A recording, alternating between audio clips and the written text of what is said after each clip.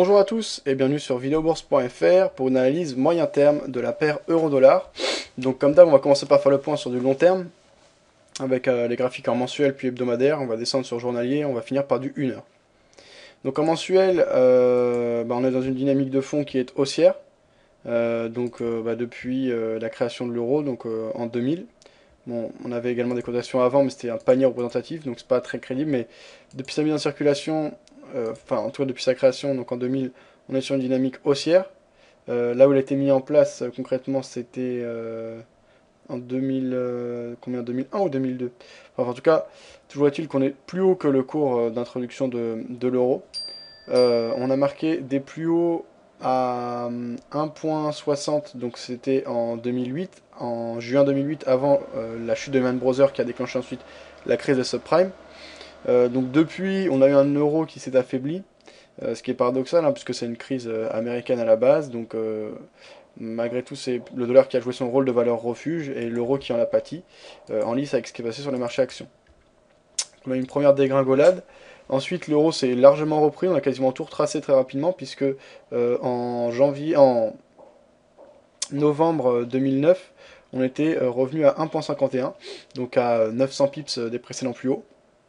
Et là, fin 2009, début 2010, on a la crise grecque et donc la crise de la zone euro qui se déclenche avec des États en quasi-faillite, avec en tête de proue bien sûr la Grèce, et d'autres États également qui sont inquiétants. Et donc ce qu'on craint, c'est pas par rapport à la Grèce, même encore aujourd'hui, je veux dire pour les Grecs, bien sûr c'est catastrophique, mais c'est pas le problème grec qui est insolvable, c'est l'effet domino qu'on craint derrière. Donc grosse chute de l'euro face au dollar.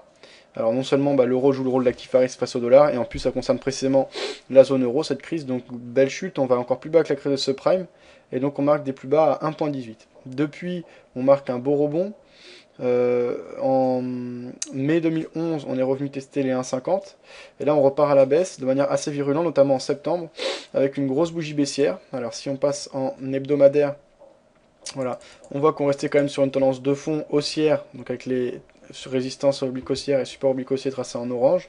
On avait des vendeurs qui étaient revenus et ont marqué une phase de correction au sein de ce canal de fond haussier, à l'image de cette résistance oblique noire, donc de cette espèce de drapeau de correction avec plus haut de plus en plus bas de plus en plus bas. On est toujours dans ce drapeau de correction. On avait eu un élan haussier donc en 2011, intéressant. On l'a cassé brutalement à la baisse, on voit la cassure du support oblique haussier ici.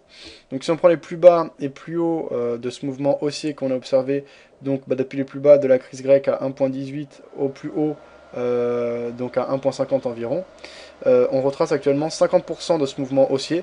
On a dépassé, on a même quasiment rallié 61,8 et on voit que cette semaine, on a amorcé une phase de rebond et qu'on a du mal à poursuivre le mouvement baissier. On a eu un mouvement assez virulent ces dernières semaines, donc depuis fin août. Ça ne m'étonnerait pas qu'il y ait une phase de correction, pourquoi pas un retour vers les 38,2. À ce moment, ce sera un retour vers les 1,3775. Il ne faut pas oublier que la tendance de fond reste baissière, et même si on a des signaux d'affaiblissement et d'hésitation qui se mettent en place, la pression de fond reste vendeuse. Donc dans ce contexte, je pense que c'est prématuré pour acheter. Surtout qu'on n'est pas non plus sur des zones de support majeures, hein, ni au niveau des plus bas, ni au niveau de la clôture de la bougie. Donc on a simplement une bougie d'hésitation, un peu en dessous des 50%, dans la zone des 50%.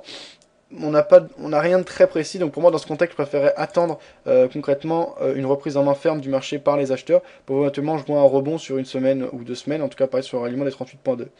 En attendant, je resterai en dehors du marché avec un biais plutôt baissier. Si derrière on a une grosse bougie baissière,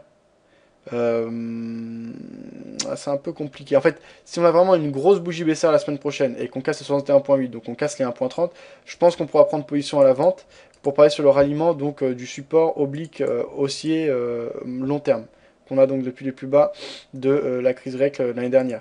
Mais si on a simplement une petite bougie baissière, le problème c'est que désormais on est dans une zone de support, donc ça n'a pas été évident pour trader.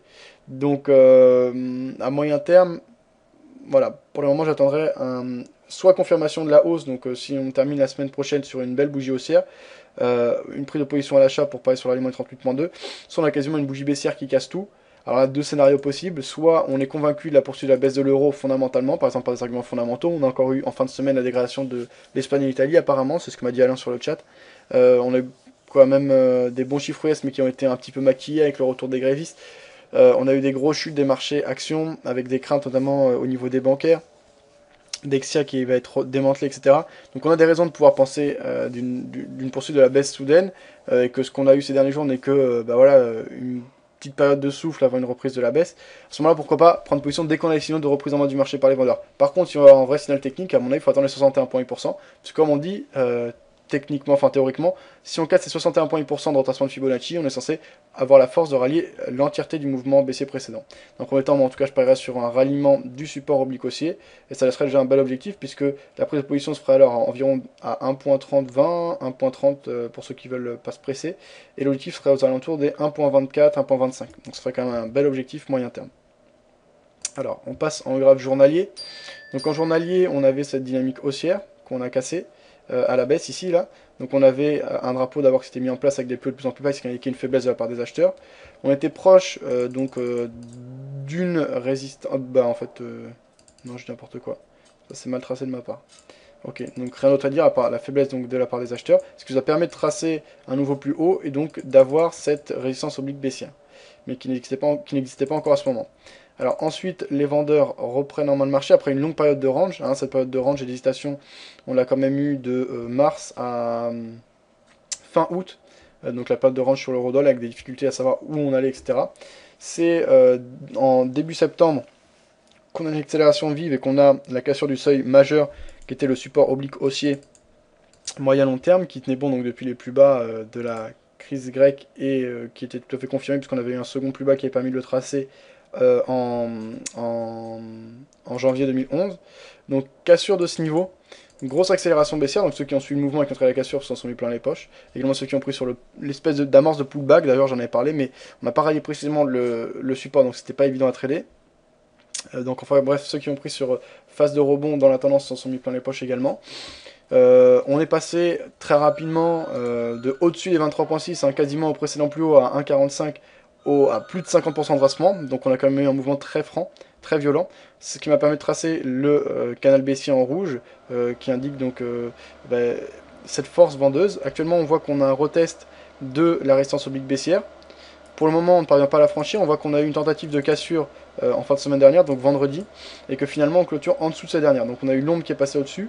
Hésitation de la part des acheteurs, mauvaises annonces notamment d'ordre fondamental. Alors dans un premier temps, on a eu les bons chiffres US, on a eu un emballement, on a vu que c'était des chiffres un peu maquillés avec les grévistes, le retour des grévistes, etc. En fin de journée, on a l'Italie et l'Espagne qui sont dégradés, on reste dans notre canal baissier. Donc ça, pour la fin de semaine, ça peut être un argument pour les vendeurs ici en graphe journalier et pour trader le scénario dont j'évoquais tout à l'heure. Donc ceux qui ont vraiment des arguments fondamentaux pour pouvoir parier directement sur une poursuite de la baisse. Mais pour l'instant, techniquement, ouais, là c'est quand même un bel argument en journalier. Je vais pas mentir, c'est un bel argument. Maintenant en hebdo, on est sur une bougie hésitante.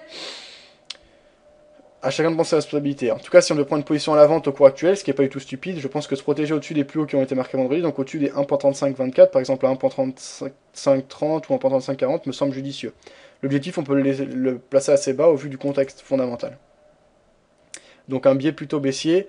Pour un éventuel long, j'attendrai une confirmation de la cassure de la résistance. Là, elle a été affaiblie puisqu'on a eu une ombre au-dessus, mais on peut très bien avoir une réintégration.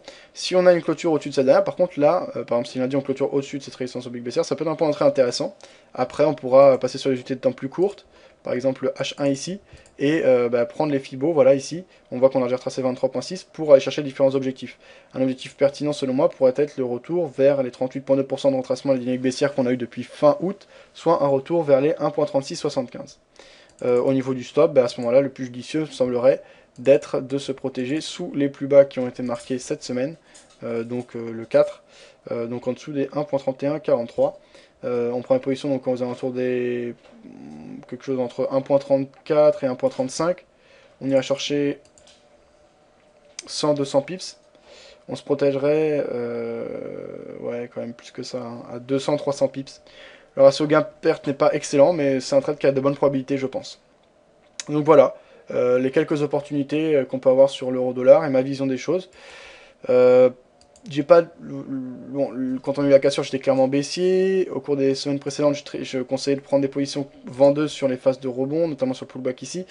Là, j'avoue que cette semaine, sans je conseille jamais rien, c'est juste mes avis, mais j'avoue que cette semaine c'est plutôt indécis et j'attends les cassures de seuil majeur, avec une préférence toujours pour la baisse, parce que je suis un suiveur de tendance et parce que le contexte fondamental est toujours tendu et qu'on manque de visibilité. Donc voilà, après, s'il y a des phases de correction, il ne faut pas hésiter à les jouer tout en gardant à l'esprit qu'on est contre la tendance, donc prendre ses dispositions en termes de money management, de plan de trading, etc. Voilà, bah, c'est tout ce que j'ai à dire sur l'euro-dollar. Je vous souhaite un bon week-end à tous et je vous retrouve lundi pour les émissions, comme tous les jours, sur videobourse.fr. Ciao!